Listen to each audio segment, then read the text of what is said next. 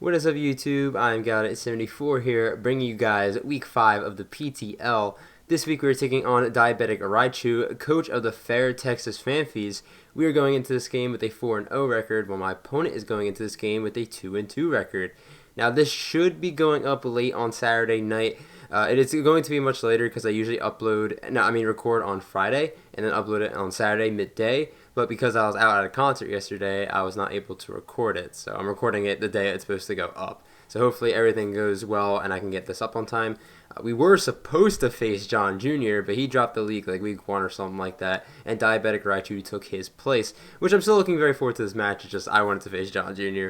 But anyway, in regards to our matchup is pretty solid, but there are a few Pokemon on my opponent's side that are very threatening to my team, as I'll get into in this team builder. So let's just jump straight into it. Alright, so my opponent, Diabetic Raichu, has a team this week consisting of Terrakion, Poltergeist, Toxapex, Obstagoon, Rillaboom, Escavalier, Gothitelle, Silvally Ground, Xatu, and Clefairy. Now I expect him to consist of Terrakion, Poltergeist, Toxapex, Rillaboom, Escavalier, and Gothitelle. He could bring the Silvally Ground, but other than that, I don't see Xatu or Clefairy coming. And even though Obstagoon's a really good Pokemon, I don't see it coming in this particular matchup just because of how it is in this matchup. And the new mons he has on his team are Poltergeist, Obstagoon, and Rillaboom. He's got 3 threats on his team that I want to point out. It's Poltergeist, Escavalier, and Gothitelle. Poltergeist with the Shell Smash beats my entire team, basically. So Valley needs to be like under 80%, and Gliscopod needs to be gone because it has priority. And then Poltergeist just beats my entire team. And it's very hard to deal with that thing. It's a big threat. I 100% expect him to make that the win con.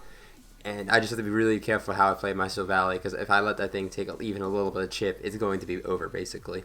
Escavalier, very hard to switch into if it's banded. I do have like one switch in once, but it only does it so many times.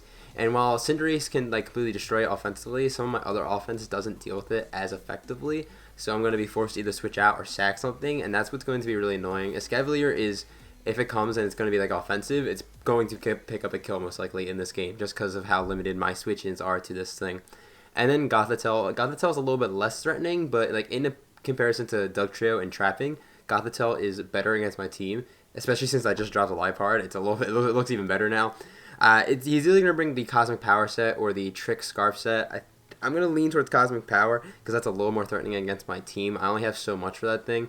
But if I prevent it from being too boosted, I feel like I can play around it quite fine just because my offense is so good in this matchup. And that's sort of the game plan in this overall matchup, is just to offensively pressure my opponent because my offense is so good. My defense is kind of average. It's okay. But offense, really solid. It's just a few different things I have to take care of. And then once after that, it'll be pretty good.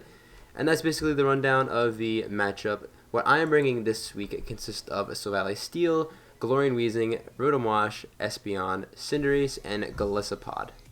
Alright, so first up we have a very important mon on the team. We have Silvally Steel. Silvally Steel is very specially defensive, but it has a decent amount of speed in it as well, with the moves Parting Shot, Multi-Attack, Flamethrower, and Psychic Fangs. I ran Multi-Attack over Crunch because this is here mainly to deal with Poltergeist, and Multi-Attack actually does more, I think, just because of the power boost it got, which is really nice, by the way. This is here just for Poltergeist, and it's so important because that thing is a really big threat against my team, as I mentioned earlier. It also deals with like stuff like Clefairy and Xatu effectively. I know Clefairy does get Seismic Toss, so I do have to watch out for that, because if I take one of those, then it's looking very bad. But outside of that, Silvally Steel here for one thing, but it's a very important thing. I can also use it to pivot around his team as well, maybe like stuff like Gothitelle as well, because I can take any hit from that. If for some reason the Poltergeist doesn't come, which would be kind of wild. But Silvally Steel, mainly here for that. That's all I really have to say about it. Next up, we have Galarian Weezing. This thing has a matchup. This is max defensive with Neutralizing Gas this week and Black Sludge. Moves being a Strange Steam, Sludge Bomb, Overheat, and Taunt. Yeah, we're running Overheat this week because Escavalier is a big threat. If he wants to come in on me and think I don't have a fire move, he's going to be wrong. And if he's offensive, Overheat should be killing every time. If he's defensive, he probably lives one hit, but in turn, he doesn't kill me back, so it all works out in the end. Weezing is very good here because it walls a lot of his team, and Neutralizing Gas is so good in this matchup. It makes Obstagoon almost completely worthless. Rillaboom's not that scary for this thing. Clefairy, Magic Guard's unaffected, which is really nice. And I cannot get trapped by Gothitelle because of Shadow Tag not working. See how effective this thing is. I can also taunt the Xatu too, even though I'm slower, I probably won't stay in, but you get the gist. It's a really good ability, and I also learned that it stops Toxapex from regen from working, so I can taunt that thing, and if Weezing's not that important, I can chip it down that way. And finally, it's a switch into Terrakion. You see how effective this Weezing is. It is so good in this matchup. It's the one defensive Mon that is just so good in here overall. And Weezing is just so good in draft. I said at the beginning at the draft analysis that Weezing was going to be good, and I'm very satisfied with it so far. And it's just going to have a good matchup this time. Third up, we have Rotom Wash. This is a max HP, max defense Rotom with leftovers. Standard moveset of Volt Switch, T-Bolt, Hydro Pump, and Will-O-Wisp. This is my Scavalier switch, and it's also my switch into a few other things like the Silvally Ground and the Xatu, the Toxapex as well, because I take nothing from that, and I can Volt out. It's my defensive pivot of the week. It's just if a Scavalier comes, it's probably going to die pretty early. And if he brings like the Escavalier Silvally Ground core, like I mentioned, that could be a bit of a problem because I don't really have other switch-ins to Silvally Ground outside of Rotom. So I have to be careful if both of those come. Toxapex, not really worried about that. I can just Volt out. Rillaboom is going to be a solid switch-in overall, but if I Will-O-Wisp it, it's not going to be that big of a deal. I can't get trapped by Goth because of Volt Switch. Terrakion's a little bit annoying, but I can take it on 1v1 if it's not boosted. And yeah, that's basically the Rotom. I can take a hit from Poltergeist if it's not boosted, and I can Volt out to like break a sash if I need to, or if he wants to smash on me, I could at least break the sash that way. And that is basically the Rotom Wash. Fourth up, we have Espeon. Espeon is holding the Expert Belt, almost max speed with a lot of attack. Moves being Psychic, Shadow Ball, Dazzling Gleam, and Grass Knot. I originally had Calm Mind over Grass Knot, but I thought if he brought the Bandit Escavalier and Rotom went down, I wanted a way to just kill the Silvally Ground right then and there, and Grass Knot was the perfect answer for that. As well, it gives me another way to hit the Terrakion, even though every move hits Terrakion here. Calm Mind was nice, but I didn't really see myself having an opportunity to set it up too much, except for maybe in front of Toxapex, but that's sort of it. And if he's like Scarf Terrakion, then it kind of Cavalier comes in every time on this thing, which is also pretty scary. And that's basically the Espeon set. Expert Belt really helps with the extra damage on stuff like the Terrakion. I think Psychic becomes I think Deagling becomes almost I forget the calc. I don't even remember, to be completely honest. But that is basically the Espeon set. Next up, we have Cinderace. Cinderace is holding an item that I'm actually going to hide. It's the first time I'm doing this season. I know it's pretty early, but this thing could have held like 6 different items, and I just settled on one in the end, and I'm just going to hide it just in case I want to bring it again. Bulk Up, Pyro Ball, Zen Headbutt, and U-Turn on the moves. It's pretty offensive, as you could expect. This thing is really good against my opponent. He has almost no switch into this thing. Toxapex, I think, is the only good switch into this thing. Terrakion, I guess, could be a switch in too, but outside of that, nothing wants to take hits from this thing. I say Terrakion lightly because I could easily be running a fighting move on this thing that could blow it back. I just think it's just so good against my opponent. You just click Pyro Ball and something almost dies if he doesn't have the Pex around. And that's basically the gist of Cinderace. It comes in and claims the kill almost every single time. And Bulk Up, I could see myself setting up on a few different things, like the Escavalier, for example, or the Rillaboom. So yeah, I could see that being a really real thing. And that's the Cinderace set. And then finally, we have Agent Pod here. Agent Pod is holding the boots with First Impression, Leech Life, Aqua Jet, and Spikes. Max attack, adamant, and max HP basically. I went back and forth between the moves on this thing. I needed the priority in First Impression, but I also felt like I needed Aqua Jet. And I also wanted Sucker Punch, but my opponent has no Defogger. He has Xatu for Magic Balance, but he's got no Defogger and no Spinner. So I was like, I have to throw Spikes on here. Rhyperior did not have a good matchup. Gliscopod, it's okay. Aqua Jet's really good priority because it does like 50 to Terrakion, it does like 50 to Geist at -1, so it's doing a lot of good chip to a lot of my opponent's team. And I just felt like Spikes was really good because I don't see Xatu coming, and that's just free hazards right there. And that's basically the Gliscopod, and that is the team in a nutshell. I'm pretty excited to use this team. I feel like Cinderace is going to put in a bunch of work this game, if not the Weezing, just because of how good those two are in conjunction with each other. And that's basically it. We're going to head over to Pokemon Showdown, and we're going to watch the battle. Alright, we are here on Pokemon Showdown, and he did not bring the Toxapex, which blew my mind. Cinderace basically needs to break the sash on Poltergeist and chip down the Terrakion, and I just straight up win the game with it. So that is going to be my game plan. In regards to lead, I am going to lead off with the Glorian Weezing just because it beats basically everything. So he's going to start with Rillaboom. By the way, we got the sprites finally, and Weezing is just obnoxiously big for no reason, so this is just going to be really funny. I click Sludge Bomb here as he goes into the U-turn down the Escavalier. That shows me he's not banded or anything. He's probably actually more defensive Rillaboom than anything. I do know that overheat can kill this thing, but I don't want to take damage on this thing early, just in case I need it for the Terrakion. So I'm just gonna switch out. As I go into Rotom, he knocks off. He's not banded. He might be offensive though, as now I can just Will-O-Wisp the incoming Rillaboom because I sort of expected that to come in. And now because he's burnt, I don't really fear a drum beating. I'm gonna Volt Switch just in case he wants the U-turn out, as he actually does do that, which is good because now I get the momentum as he goes out into the Clefairy. And that's fine. Clefairy is not really a threat to my team at all. This could be an opportunity to set up with Cinderace, but I know that T-Wave is a real thing, and I don't want to be T-Waved, so I'm just going to go on the Weezing and then taunt it first, just to taunt it from doing anything, as he goes for the T-Wave, so he does have it. And now I can just click Sludge Bomb again, as it brings him down all the way to 19%. He gets poisoned, which is actually nice because it actually affects him because of the neutralizing gas. Good ability.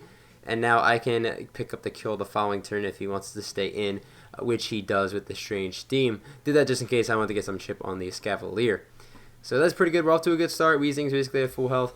He brings out the Terrakion. I'm not sure why, because this thing is here for Terrakion. He does have Iron Head, which does a lot of damage to me, and he's Life Orb, as he flinches me. So that's kind of annoying, as I'm kind of trying to click Strange Steam just to do some damage to this thing. He clicks Stone Edge, and he misses, though my sprite makes it look like he actually hit, so that's kind of weird. And I hit this thing with Strange Team. It does a lot, and I confuse him. So this exchange is a little bit interesting here, as he's going to go for the Stone Edge and hit this time. It does less because of the damage, and I actually miss my Strange Team. So okay, again, very interesting here.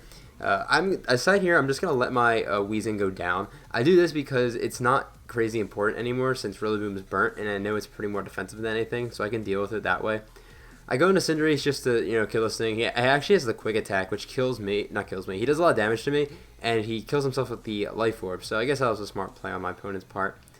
Now he brings out the Gothitelle, and I'm going to use her out, and I do solve 36%. And I go out into the Espeon. I do this for 2 reasons. A, because he's Cosmic Power. That's big. B, because I am actually... Callispot's slower than Gothitelle, so this allows me to get another hit off before he's at +2.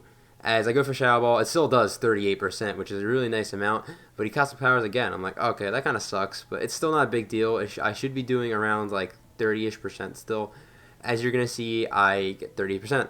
So he's going to have Rest, he's going to have Sleep Talk and Sword Power. It's just, as long as he doesn't get Cosmic Power on the next or the following, Sleep Talk, it's going to be fine. Even if he doesn't get it on the, if he gets it on the first one, that's really bad. The second one, not as much. As he goes for the Sleep Talk here, and he gets Cosmic Power. That really sucks a lot because now I can't get the extra chip that I would have needed. It's not the end of the world because he still has another Sleep Talk turn, but it's not helping out. He's going to be forced to rest unless he gets another Cosmic Power here, because in that case he might be able to live one. As he goes for Sleep Talk, of course, and he gets the Cosmic Power, and that really sucks. I'm not going to lie to you guys. That is huge that he got the first 2 Sleep Talks for Cosmic Power. Because now I'm just not doing enough damage to this thing. He is going to rest, so that's fine. I do speed this up a bit. The good thing here, well, not good thing. The bad thing is that he keeps getting the moves he needs. The good thing is that a crit, even with all these boosts, the 74% minimum, I think that was the roll, around that. And that's just minimum. So if I get anything above that, I think I should be fine regardless of how many boosts he gets, unless he's like +6 or whatever. As he just keeps Cosmic Powering up here. Again, all I really need is a crit at this point. I am clicking the button a lot, so at some point I'm like, okay, it should come. As long as I don't get it on the turn, like he wakes up. Or, I think it's the turn before he wakes up. That would be the one thing. I forget. It's one of the turn. I forget. But, I keep clicking the button here, and we're just going to wait and see if I end up getting a crit, because this does go on for a bit. As he gets a Stored Power, and now after he gets all the boosts of Sleep Talk. So, he's getting really good Sleep Talk rolls overall, which is really annoying, and he kills my Espeon. And so that really sucks. I still have a Gillespie with First Impression, but it's not looking too high, as I do not crit here. I do still do a chunk of damage, as he knocks me into emergency exit range, and I go out in the Cinderace. U-turn is going to do too much, but you see at this point all I need is a crit, which is what I'm going for, as I do not get it as he rests. And now it's just looking really bad, guys. As I'm going to Volt Switch out of here. I ain't going to do too much. I went into Gillespie hoping he doesn't get a Stored Power on the first go, as he gets the Cosmic Power. At this point, it doesn't really matter. As I can go for First Impression and hope and get one, and I don't. I hope he doesn't get the Stored Power, but he does, and it's just... these games not looking hot, guys. I'm going to be real with you. And I'm going to Powerball. Nothing. He's going to store power. It knocked me out, and at this point it is now over because I have basically no offensive pressure from my team coming. Even a crit like multi-attack wouldn't do too much. So I'm going to spoil it for you guys. We are going to lose 4-0 in this pretty frustrating game. I'm not going to lie. It's going to be a little bit of a slow process just because Silvally is pretty bulky. But that was a very annoying exchange overall just because of the 2 Sleep Talk Cosmic Powers on the first go. That was just so big because Shadow Ball was still doing just enough damage to the point where he would be forced to rest a lot. But because he got the Cosmic Powers both times, it made it impossible for me to beat. But anyway, GG to Diabetic Raichu. This game was different from my PCP one against Iron a few days ago in the fact that I was hoping I wouldn't get hacked out, while in this game I was kind of hoping I would get a little bit of hacks in my favor. But considering I clicked 20 buttons against Gothitelle and 16 of them were super effective and would have done the job, it's a little frustrating that it didn't happen, but it is Pokemon, it is the game we play. I'm not that really mad about it anymore. I was really salty when it happened, I ain't gonna lie. We are going to suffer our second loss in a row on the channel and our first in the PTL. We are going to move down to a 4-1 record, which is still pretty good, but kind of wish I was 5-0 right now. The Goat Crusaders overall in the Sword Conference are 20-5, so we're still kicking ass over here, and hopefully I can pick up a dub next week and continue to win for our team. We are facing off against Don Fanatic, coach of the Norwich Skitty. I have heard his name before, and I know he's a pretty good battler, so it is going to be a little bit scary to go up against him, but that is going to be next week's video. Thank you guys for watching so much. If you enjoyed the video, please leave a like. If you like Pokemon and Draft League content, consider subscribing to the channel. I'm head out of here. Have a fantastic day, YouTube.